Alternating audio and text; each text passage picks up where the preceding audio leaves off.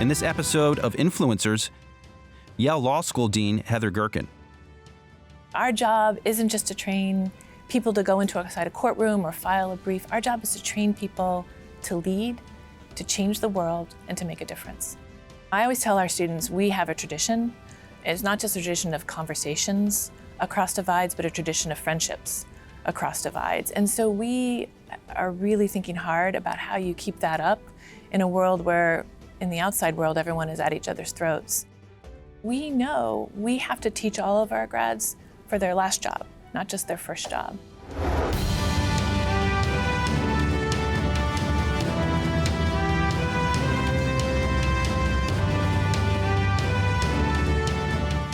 Hello everyone and welcome to Influencers. I'm Andy Serwer and welcome to our guest, Heather Gerken, Dean of the Yale University Law School. Heather, so nice to see you. Thank you so much for having me, Andy. So I know one thing that you're very excited to talk about is that you recently extended full tuition need-based scholarships. Talk to us about that and why that's so important. You know, one of the most important things at this moment in time is making sure that everyone is at the table for the conversation about our future. And you know this, I'm sure. Law schools law schools are not doing as good a job as they need to do about ensuring that legal education is accessible to everyone. And so we did something that no other law school has done, which is to give full tuition scholarships to the students whose families are below the poverty line. So just to baseline that, that's $26,000 for a family of four. And those are the most entrepreneurial students on the planet. But when they come to law school, they have a completely different experience of it than our middle class kids who are also on scholarship. So there was this day in the spring when we were able to send out an email just to say to 50 students, next year is on us. It was an extraordinary moment, and you know, in some ways this has been a long time project for me. When I was in 2016, I invited over the first generation professionals. They just started a group to talk about law school, and the students came to my house, and we were sitting and we were eating, and all of a sudden the dam broke. And those students started asking me questions that most law school students don't worry about. So they would say things like, I don't know if I should print out my cases because it's $50 to print out cases for the semester. I don't know if I should buy my textbook because that's a couple $100 and I could be sending that money home. I don't fly home for Thanksgiving, even if my scholarship award lets me do it, because I don't want to have another dollar of debt added to my family. And that was so important and so powerful in shaping this program, because what you realize is even though we have the best scholarship program around, 75% of our students are on it, we have the lowest debt load of any of our peers, those students don't have a safety net. They're not like our middle class students. In fact, they are the safety net for their own family. And so what it has meant for these students to sort of lift that burden off their shoulders so they don't have to think about it has just been remarkable. Do you think the legal profession, Heather, is further behind in terms of economic diversity than, say, medicine or business schools? In other words, is it more of an non-meritocracy economically, historically?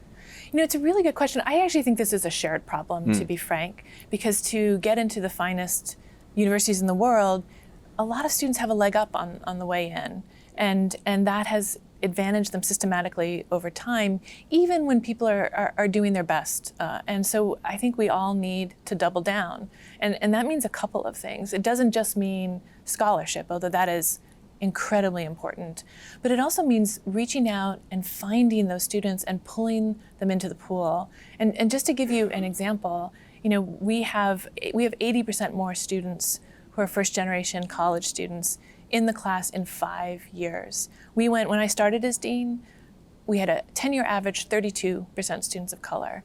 And we started building out pipelines, reaching out to students, doing the affirmative work you need. We are now 55% students of color. And by the way, our scores have stayed steady or gone up. That is what law schools should be doing at this moment. Maybe we should take a step back and talk about Yale Law School. Give us a précis. How many students go there? what is its status versus the other law schools? What differentiates it versus the other top law schools? Yeah, so we're tiny. We only have 200 students in a class. So Harvard Law School, by comparison, has 600 students in a class. But we punch way above our weight. So what the law school is known for is graduating an incredibly heterogeneous group of people who make a huge difference in the world. So, I think most people think law schools train lawyers. And we train lawyers, we do a great job at that. But we also train people to go into finance and to start nonprofits and to run agencies. And so if you look at our graduates 10 years out, 1 in 5 of them is in the private sector, but they're not practicing law. They are running Blackstone or they're starting a company. If you look on the public side of it, there's this great, really great story in Bloomberg, and they said, gee, there are a lot of lawyers in Washington who are not doing lawyering work, they're doing policy work. And so they did a chart, and the chart shows 1/3 lawyers, 1/3 non-lawyers, 1/3 Yale law lawyers. I mean, that is kind of extraordinary given how tiny the place is. So I think we're known for being a place that has a really wide-ranging education. We may be the only law school that has offered a course on the Book of Job, but we understand a law school degree to be a thinking degree. We have a set of students who are inheriting an impossible set of problems to solve, and we need to teach them to solve it. And so we have always tried to train broad-gauged, highly analytic, deeply ethical thinkers. That's the goal, and we're known for that. Yeah, I just want to drill down into that a little bit more. What is it that makes a Yale Law School degree applicable to being a business person? We're talking about business here at Yahoo Finance. So what are the skills that would make someone succeed running a P&L, for instance? It's a great question, and I should just tell you that we actually compete against Harvard and Stanford Business School. Mm-hmm. So we may be the only law school in the country doing it, but we do, and there's a reason why we can do that. Because what law school teaches you is to think. It teaches pattern recognition, it's highly analytic, it teaches you to problem solve in a really concrete way, it teaches you how institutions work. It teaches you how to think about both the is and the ought, what you ought to do, not just what is. All of those skill sets, when you talk to our grads who are doing finance, who are on Wall Street, they all say that their law school degree, they say what Bob Rubin said. Bob Rubin has said his philosophy degree at Harvard and his Yale law degree were what prepared him best to be Treasury Secretary. And that's our baseline. That's been our tradition for a long, long time, but we're doubling down on it because I think if you're an institution, you have to change in order to keep up with your best traditions. So we are building out a leadership program that is ensuring that our students are numerate and not just literate, that it's giving them exposure to technology issues, the kinds of things law schools don't traditionally teach. But we know we have to teach all of our grads for their last job, not just their first job. And so what we are doing is building out on the structure that has always existed, that has turned out the Bob Rubins of the world. We're building out something that ensures that our students really are able to walk into a place in Wall Street to go start a company and really do an amazing job at it. So, and the proof is in the pudding. They are there. If you look at where our grads are, it's kind of extraordinary. Oh yeah, I was just looking on the Wikipedia page at the notable alums of the Yale Law School, and there were literally hundreds. Yes, in the legal profession, jurists, senators, judges, et cetera, including 4 current Supreme Court justices, which is pretty remarkable. And also people from both sides of the political aisle. And I know this must be challenging for you, increasingly challenging, given divisiveness in our society. So how do you manage to keep everyone on the same page when you've got people on the political left and the people on the political right? Well, this is a question that every university, every law school is facing at this moment. I always tell our students we have a tradition. It's not just a tradition of conversations across divides, but a tradition of friendships across divides. And so we are really thinking hard about how you keep that up in a world where, in the outside world, everyone is at each other's throats. So we do everything we can to remind our students that you can't be part of an academic institution without engaging with people from the other side. You can't be a lawyer unless you can sympathetically and empathetically reconstruct the best argument for your opponent, to really know what's honorable in their commitments and what's weak in your own. So those are the traditions of the school, and we're talking about them constantly with our students. I mean, I'm really proud to say that every one of my faculty members, I believe, on the first day of class, had this conversation with our students, because we are all collectively committed to making sure we don't just train great lawyers, but great citizens. One of your alums, Joe Tsai, a businessman from Alibaba, has set up the Tsai Leadership Program. Can you talk to us about that? It's one of the biggest programs in our history. And it is an effort by Yale Law School to build a curriculum for the next century. So, I was saying about our legacy. Our legacy is we have a pretty eclectic curriculum. We think in a broad gauge way. But we realize that a traditional law school curriculum just doesn't teach you everything you need to know. And that, whether you're going to be a lawyer's lawyer and inside a courtroom, or whether you're going to be Joe Tsai and running a company. So we are building into our curriculum basic numeracy courses that you wouldn't normally get as a lawyer. So I remind our students, everyone needs to know corporate finance, everybody needs to know stats, everyone needs to know accounting. We're teaching tech courses. We can create a pop-up course in AI, something to expose the students. They don't need to be programmers, they don't need to code, but they really need to be fluent in that world if they're going to be able to face the problems that they're going to be facing. You talked about affordability of Yale, but what about law schools writ large, and maybe some that aren't as prestigious? Certainly it would seem to me that going to Yale would pay off just by dint of its network alone, never mind the education, which is also important. But what about some second and third tier law schools and affordability? And does that make sense for students to go to these places? I think every dean, I really think this is a collective and an individual issue. So, we had in place when I started the best scholarship program in the country, and we still felt the need to build out the Horizons Hearst Scholarship Program, because we realized even with the best scholarship program in the country, we needed to do more. And we needed to do more in part because the students who are coming from below the poverty line, they, even I don't care if they go into the private sector and make a lot of money. I don't want them paying off loans to us. I want them to pull their family out of poverty. We forgive the loans of their students who do public interest work just to enable them to launch them. That's at the core of what everyone needs to be thinking about at this moment. And I think we can all do more.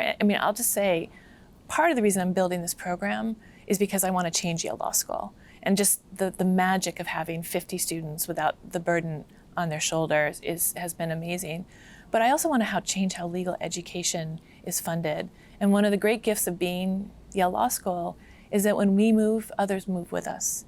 And so we really want to inspire others to rethink how legal education is funded, because I'm sure the model is that everybody takes out loans. That's the model.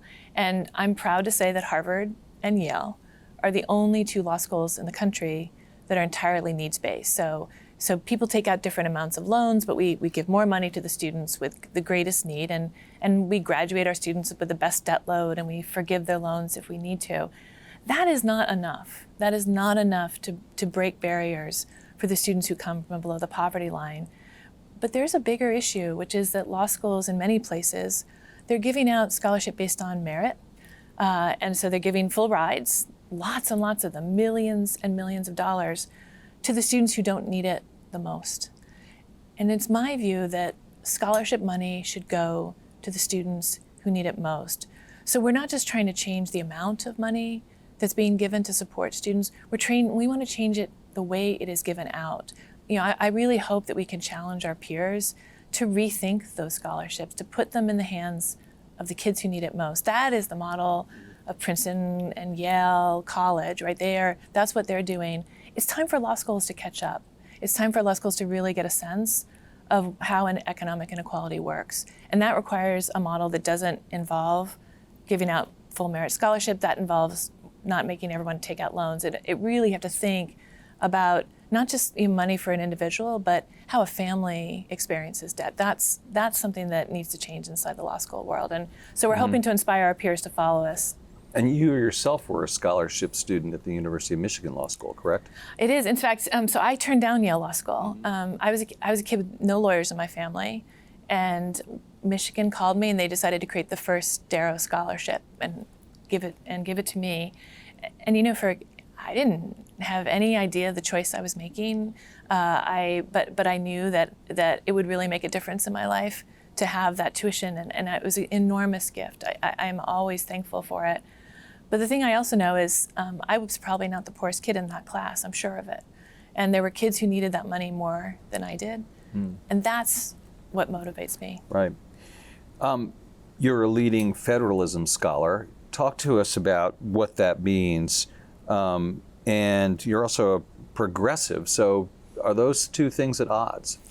I write about federalism all the time, but it is not your father's federalism. Okay. So do tell. Yeah, in law, there's a big debate about federalism, and there are a lot of people who think either because of the New Deal, they think you need a powerful national government, or more importantly, the civil rights movement.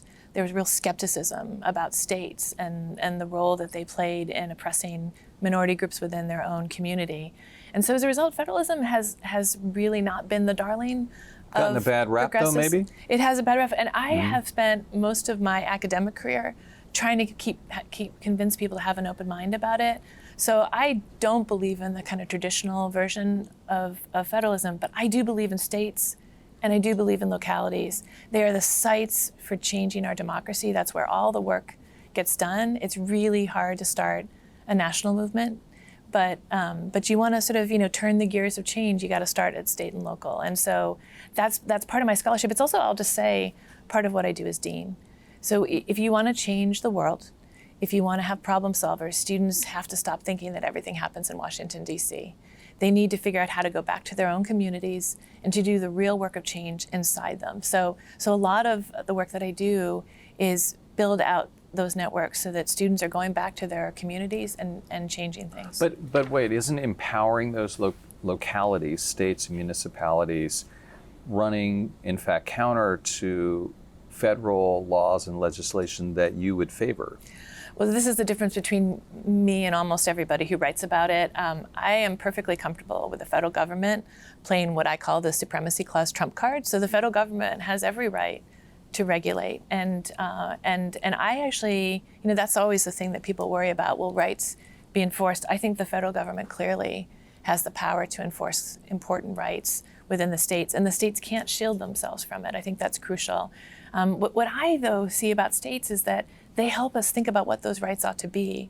So if you just think about the same-sex marriage movement, states and localities changed what the federal constitutional right was. And they did that by building it out over time, showing people on the other side what things look like in the real world. To me, it's a very lawyerly thing. I mean, again, when I talk to you about training our students, we want our students to be able to show the other side what the best argument on the other side looks like. And sometimes that's by showing a real life example. Yeah, and I guess it's not necessarily conservative, i.e., as you're saying with same-sex marriage. Marijuana might be another example. Marijuana is, in fact, so I feel like you've been reading my articles. Marijuana is a great example. Right, Climate change, healthcare. A lot of the work on the ground that progressives care about is happening in states and localities. And that's true for conservatives as well, right? The work on gun rights and abortion has been happening at the state and local level. So it's a tool for everybody. Right. And if you're thinking about change, you need to know how to work through. Think globally, act locally. One of the Yale Law School clinics, specifically the one that you lead, was the center of a major decision last month on opioids in San Francisco. Can you tell us about what happened there? Yeah, it's one of the great joys of my life is that I get to teach this clinic. We partner with the city of San Francisco to do affirmative litigation. So most cities mostly do defensive work. So someone gets hit by a bus and they get sued and the lawyers defend it. The city of San Francisco has this kind of extraordinary model, which is quite rare a few years ago, but is building steam in lots of other cities now, which is they do affirmative litigation. And so my students have worked on just an astonishing range of cases. They worked on the same-sex marriage case at trial. They helped win a nationwide injunction for sanctuary cities. No one gets to help work on a nationwide injunction in a career. And my students were doing it as first and second year law students. And we just had this astonishing victory in the opioids case, which is holding Walgreens accountable for the role that it played in distributing it. And every city has been devastated by this. And so it's a chance for the city to speak in a different register than the other lawyers that were there. So it's incredibly high-level litigation. My students are engaged in the toughest, most important legal questions around on entirely new legal theories, and there they are as students getting to do this work. We touched upon this a little bit earlier, Heather, but I want to ask you about free speech on college campuses, university campuses, and what your role is as Dean of the Yale Law School. And obviously, these issues have come up at Yale, at other universities as well, but some of them high-profile instances at Yale. Is this an instance where you should weigh in, feel compelled to weigh in, are asked to weigh in by your president? Where do you sit there? Oh, well, I mean, this is an easy one. I weigh in whether or not anyone asks me because it is core to be an academic and it is core to being a lawyer. So you cannot be an academic or a lawyer and not believe in free speech. So, we are dealing with the same questions that are happening on every single campus across the country. We get a little bit more news about it because Yale Law School looms pretty large in people's imagination, and so they really care about what's happening on our campus. But I weigh in repeatedly and clearly to state our values because it's essential that we have this conversation with our community about its importance. I do it at every single orientation. I do it at the beginning of the year, and I'm really grateful that my colleagues are doing it with me because it makes a difference when I can say, I'm speaking on every single behalf of every member of my faculty. That makes a difference when you're talking to students. Right, and I'm sure that means bringing conservative voices and liberal voices on campus and allowing them to speak. And I guess where the rubber meets the road is someone starts asking questions, then it becomes shouting the person down. And that crosses the line, right? And so how do you adjudicate that in real time? That's not your job, but how does one adjudicate that in real time then, or preempt it? Yeah, so we are deeply committed to actually bringing different voices on campus. So with the help of one of our alums, we started an originalism conference, which is immensely important that all of our students get exposed to that kind of question. Every year I run a bunch of seminars where you were talking about these friendships. So Bob Bauer and Jack Goldsmith could not be more different in terms of their politics. They're also really close friends. And I invited them, I said, I just want you to do one thing. I want you to disagree with one another and show the students that friends can do that. And show the students how, model that for them. You have a podcast? I do. What does a law school dean have a podcast for? I mean, my faculty are dazzling. And so I realize that in some ways we get to see them every day, and yet we don't get to share it every day with people outside the institution. So I've been sitting down with my colleagues and we talk about their work. I talked to Tracy Mears, who is one of the finest scholars in the country doing work on racial justice and policing. So there's a clock on Tracy's mantelpiece from her great-great-great-grandfather who bought that clock. It was the first thing he bought when he was freed from being a slave. And that clock has been handed down from generation to generation. And to have Tracy say, well, when she talks about this extraordinary work she does, why does she do it? It's that clock. It's the fact that her grandmother said, you don't belong to yourself. Your job is to serve your community. I think that's really important. I think these folks can be so dazzling. They're so smart. They do so much work in the world.